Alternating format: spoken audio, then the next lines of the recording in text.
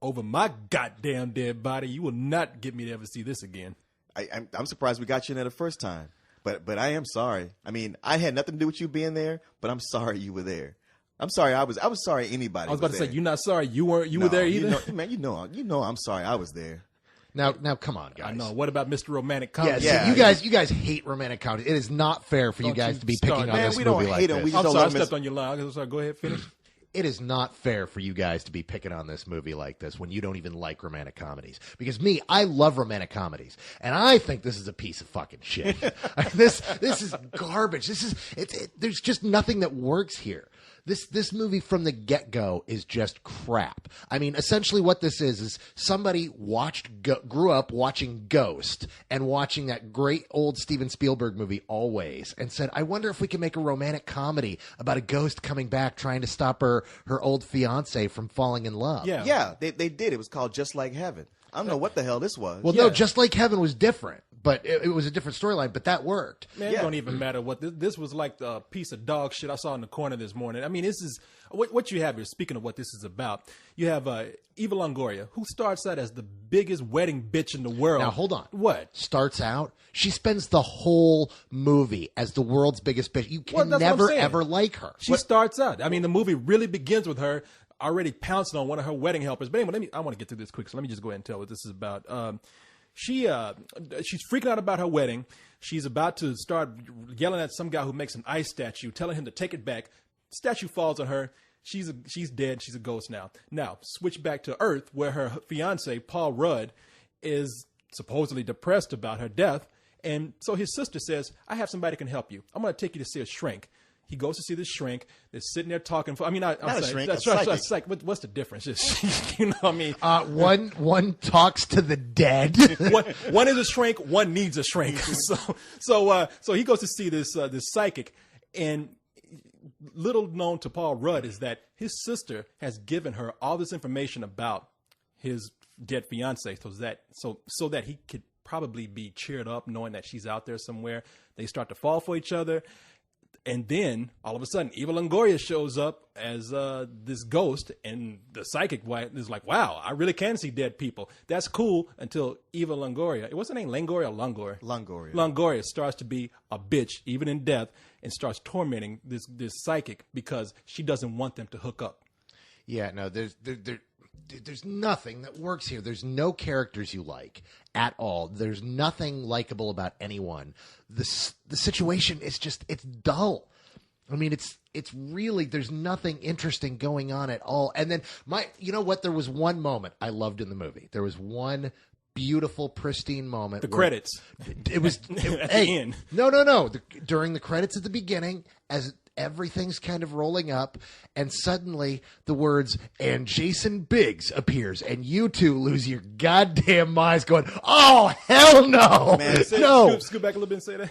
Oh hell no. Hey man, you know what? Jason Biggs in real life might be the nicest guy in the world. And matter of fact, he probably has to be because he sucks on film. I mean, he just sucks the life out of the room to me. He's always playing, I'm such a nice, goofy Jewish guy that I'm so nice that people take advantage of me. And doesn't that make me nice? No. It makes you a fucking pussy. It makes you a douchebag who deserves everything you get. And this role is no different. Damn, he's losing his shit right now. He's just a pie fucker. Which he is. I mean, the thing is that he didn't even bother me that much, man. It's just like, reason why I don't like Jason Biggs is because in every movie he's in, he's the clumsy guy, always running around knocking shit over. They introduce him, and within 2 minutes, he's already destroying this woman's kitchen. And we just kind of like, this is what we hate about him, and they wasted no time doing it. Yeah, there was a lull in the film, as if there was only one lull in this film. And so they just decided to put the camera on him and have him slip around the kitchen and fall out drop shit. Yeah, I told Leon, it was almost like he really did catch himself on fire and start tearing up the kitchen, and they just let the camera roll, and it's like, oh, we can use that footage later. But this film has no commitment. Like you said, Paul Rudd is supposed to be depressed about Eva Longoria dying, but he's cracking jokes left and right. I mean, if there's anything funny, it's just the fact that this guy has a morbid sense of humor.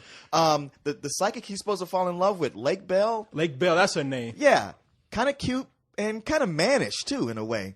The sister's dumb, and Eva Longoria, as sexy as she is, she's such a bitch. You're like, I don't even want to see her. You know, and this is what I hate to get into a consistency issue, but have you guys ever known a guy that would fall for an Eva Longoria type, like the uber bitch, like hardcore ice princess that's really hot, and then turn on a dime and fall for the weird hippie chick? Well, if his wife was dead, yeah. Which I'm pretty sure he kind of wanted her dead because you're right, man. From the beginning of the movie, his sister's like, "Oh, my brother's so depressed," and then Paul Rudd comes on screen. She's like, "You're depressed?" I'm like, yeah, my wife died. So what's this whole psychic thing about? Well, Paul, he really wanted that bitch dead, man. I get this impression because you look at it, it's like, what's Paul Rudd doing here? And I get this feeling that he like rolled up in his car late one night and he like gets out. He goes, "Will, Judd, where are you guys? You guys told me to meet you here." And two guys come out of the shadows with guns and crowbars going, "Mr. Rudd, we need you to get in front of the camera." "Oh, no, I'm here to meet my buddies, Will Ferrell and Judd Apatow. They said they were doing a movie with me." "No, they had some gambling debts, and you're how they paid. Get in front of the camera, Mr. Rudd." No. Get in front of the fucking camera. I think you're overthinking it. I think Paul Rudd is in this movie because Will Ferrell and Judd Apatow just played a practical joke on him. Well, They told him to show up for the next movie, and there he was. Well, this is one of those things where, all joking aside, Paul Rudd is an asshole. No, Paul Rudd, he took this because I'm sure he said, "Oh, the leading man role, and I get to act next to Eva Longoria too, so that makes me look like a hot guy." And it's like, not really, man. You look like a fucking dipshit in this movie. Yeah, but I mean, and making Lake Bell the lead actress, not a good choice. Not a whole lot of charisma going on there. A lot of goofiness, but not a whole lot of sexiness. No likability. Let me tell you something, and this is for all you women out there who, out of all the women that I've dated in the past, only one has said, "I like the Three Stooges." The rest of you have been like, "Three Stooges? I hate that." Now, this movie is nothing but a bunch of Three Stooges type shit. Except it's with a woman. These people are stupid. This woman, she breaks her living room by tripping over everything. She can't simply like put mustard on a hot dog without getting it all over her dress. I mean, she's borderline retarded almost.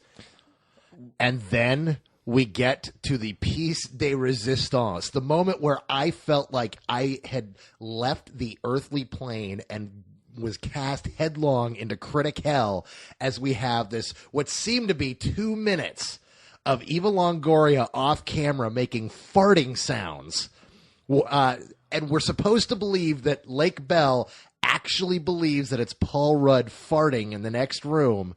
And the audience was howling. These women were screaming at the top of their lungs at the brilliant comedy of these prolonged farting sounds. But yet they can't appreciate the comic stylings of Larry Moe and Curly. That's some bullshit. No, you bring up a good point. And tell you what, as a public service to our audience, I'm going to save y'all $8 right now.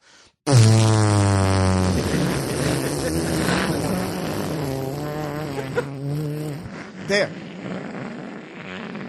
All right.